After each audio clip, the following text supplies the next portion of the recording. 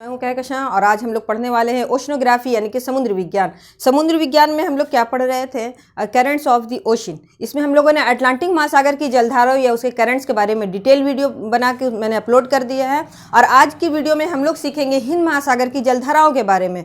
हिंद महासागर की जो जलधाराएँ हैं वो अटलांटिक महासागर की जलधाराओं से कुछ डिफरेंट हैं, क्योंकि हिंद महासागर जो है वो अफ्रीका, इंडियन पेनिनसुला और ऑस्ट्रेलिया से घिरा हुआ है, जिसके कारण इसकी जलधाराओं पर स्थल से चलने वाली जो हवा होती है उसका प्रभाव होता है, यानी कि मानसूनी हवाओं का प्रभाव पड़ता है। इस कारण उत्तरी हिंद महासागर की जो जलधाराएं होती हैं वो शरद काल में यानी विंटर सीजन में और ग्रीष्म काल में समर सीजन में उनका जो डायरेक्शन होता है वो बदल जाता है।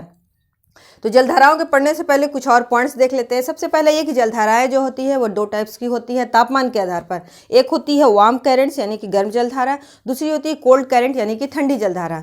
गर्म जलधारा यानी कि वार्म करंट वो होती है जो विषुवत रेखा से ध्रुवों की ओर या पोल की ओर चलती हैं, और ठंडी जलधाराएं वो होती है जो ध्रुवों से यानी पोल से विषुवत रेखा यानी कि इक्वेटर की तरफ चलती हैं। और जलधाराएं जिस तट के किनारे चलती हैं वो अपने तापमान के अकॉर्डिंग वहाँ के जो कोस्ट होते हैं उसकी जो तट रेखा होती है उस पर प्रभाव डालती है, उसके मौसम पर प्रभाव डालती है। तो सबसे पहले देखेंगे दक्षिणी हिंद महासागर की जलधाराओं को। दक्षिणी हिंद महासागर की जलधाराओं में सबसे पहले साउथ इक्वेटोरियल करंट यानी दक्षिणी विषुवत रेखीय जलधारा। ये जलधारा जो है 10 से 15 डिग्री दक्षिणी अक्षांश में ऑस्ट्रेलिया और ये जो अफ्रीका देख रहे हैं इसकी तट के बीच में बहती है। मैप में आप देखिए कि हिंद महासागर क्या है, ये अफ्रीका बना हुआ है, Saudi Arabia, India, Pakistan, south east Asia, दक्षिणी पूर्वी एशिया है, और ये जो आइलैंड्स है बोर्नियो, जावा, सुमात्रा और यहाँ आगे है ऑस्ट्रेलिया, इसके बीच में बहती है। तो दक्षिणी विषुवत रेखीय जलधारा जो है 10 से 15 डिग्री पे बहती है और ये गर्म जलधारा है ना। और ये जलधारा जब व्यापारिक पवनों से प्रभावित होकर पूर्व से पश्चिम की तरफ आगे बढ़ती है, तो जब ये मेडागास्कर, अफ्रीका के पास जो मेडागास्कर है, इसके तट से टकराती है तो इसकी दो शाखा होती है। एक शाखा जो है वो मोजम्बिक चैनल से होकर गुजरती है, जिसे मोजम्बिक की जलधारा कहते हैं, मोजम्बिक करंट कहते हैं। मोजम्बिक करंट एक गर्म जलधारा है। मोजम्बिक करंट ये जो देख रहे हैं मेडागास्कर, इसके पश्चिमी यानी वेस्टर्न कोस्ट पे बहती है और अफ्रीका के पूर्वी तट के बीच में बहती है। तो एग्जाम्स में क्वेश्चन कुछ भी पूछ देते हैं मोजम्बिक जलधारा से कि मोजम्बिक जलधारा मेडागास्कर के किस तट पे बहती है, तो वेस्ट कोस्ट पे, और अफ्रीका के ईस्ट कोस्ट पे बहती है। मोजम्बिक जलधारा जब दक्षिण में पहुंचती है मेडागास्कर के, तो ये विषुवत रेखा की दूसरी शाखा से मिलती है, जहां सम्मिलित रूप से इन दोनों जलधाराओं को अगुलहास की जलधारा कहते हैं, यानी अगुलहास करंट। अगुलहास करंट भी एक गर्म जलधारा यानी कि वार्म करंट है।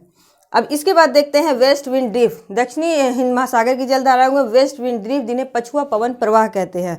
हम लोग जानते हैं कि जो पछुआ हवाएं होती हैं वेस्टर्लीज, वो 40 डिग्री पर बहुत तेज़ी से चलती हैं, जिसे गरजती चालीसा कहते हैं, यानी कि रोयरिंग 40। तो उसके प्रभाव से जो पूरे महासागर, जो हर महासागर का जो जल है वो धीरे धीरे हवा के प्रभाव से आगे बढ़ने लगता है, इसीलिए इसे ड्रिफ्ट कहते हैं, धीरे धीरे प्रवाहित होता है। तो ये वेस्ट विंड ड्रिफ्ट है जो पूरे पृथ्वी पर घूमते रहती है।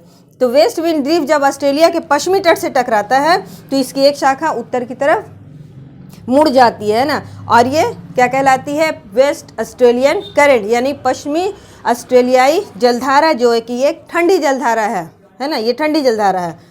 और जब मैंने पढ़ाया था आपको मरुस्थल, तो बताया था कि आप देखेंगे कि जहाँ जहाँ विश्व के बड़े बड़े मरुस्थल हैं, डेजर्ट हैं, वहाँ पर विश्व के बड़े बड़े ठंडी जलधाराएं उस मरुस्थल के किनारे या कोस्ट पे प्रवाहित होती हैं, जो कि एक बहुत बड़ा फैक्टर है मरुस्थल को जन्म देने में। इसके बाद आता है दक्षिणी हिंद महासागर की जलधाराओं में एक है प्रति विषुवत रेखीय जलधारा, counter equatorial current. Counter equatorial current किसके बीच में बहता है? इसको देख लें, ये सुमात्रा और जंजीबार के बीच में, जंजीबार और सुमात्रा के बीच में काउंटर इक्वेटोरियल करंट, जिसको क्या कहते हैं? प्रति विषुवत रेखीय जलधारा बहती है। बस इतने ही एरिया में नजर आती है ये 2 से 8 डिग्री दक्षिणी अक्षांश के बीच में बहती है, और वो भी किस मौसम में? तो शरद काल में, विंटर सीजन में। अब देखते हैं उत्तरी विषुवत रेखीय जलधारा। उत्तरी विषुवत रेखीय जलधाराओं में सबसे पहले देखते हैं शरद काल में, विंटर सीजन में। विंटर सीजन में क्या होता है कि स्थल से जल की तरफ हवाएं चलती है ना, लैंड पार्ट से वाटर पार्ट की तरफ। तो इस वक्त जो जलधारा पैदा होते हैं उसे कहते हैं नॉर्थ ईस्ट मानसून करंट, यानी कि उत्तरी पूर्वी मानसूनी जलधारा। ये जलधारा किस किस के बीच में चलती है? तो ये अंडमान और सोमाली के बीच में चलती है। ये देखिए यहाँ पे लिखा है मैंने, अंडमान और सोमाली के बीच में बहती है और पश्चिम की तरफ बहती है, पश्चिम की तरफ प्रवाहित होती है। इसके अलावा उत्तरी पूर्वी मानसूनी हवाएं जो हैं वो बे ऑफ बंगाल और अरेबियन सी में अलग अलग स्वतंत्र रूप से डेवलप होती हैं, लेकिन सबकी दिशा पश्चिम की तरफ ही होती है। तो इन्हें सम्मिलित रूप से क्या कहते हैं? North east monsoon current. शरद काल में याद रखेंगे हम लोग।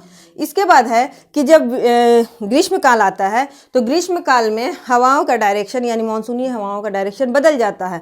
हवाएं समुद्र से स्थल की तरफ चलने लगती है, जिस कारण नॉर्थ ईस्ट मानसून के अपोजिट एक मानसूनी धारा नॉर्थ ईस्ट मानसूनी करंट जो खत्म हो जाता है और एक नई जलधारा का जन्म होता है। ग्रीष्म काल में उसको कहते हैं दक्षिणी पश्चिमी मानसूनी हवाएं। दक्षिणी पश्चिमी मानसूनी हवाएं हैं जो इसके ठीक अपोजिट।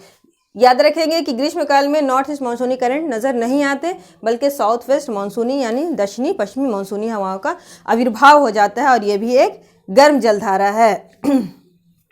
और इस तरह से ये कंप्लीट हो गया, यानी कि हिंद महासागर की जलधाराएं बहुत कम जलधाराएं हैं और इनका क्रम भी प्रशांत और अटलांटिक से काफ़ी डिफरेंस है, काफ़ी अलग है। तो आज के वीडियो में इतना ही, मिलते हैं फिर नेक्स्ट वीडियो में। Thank you and take care.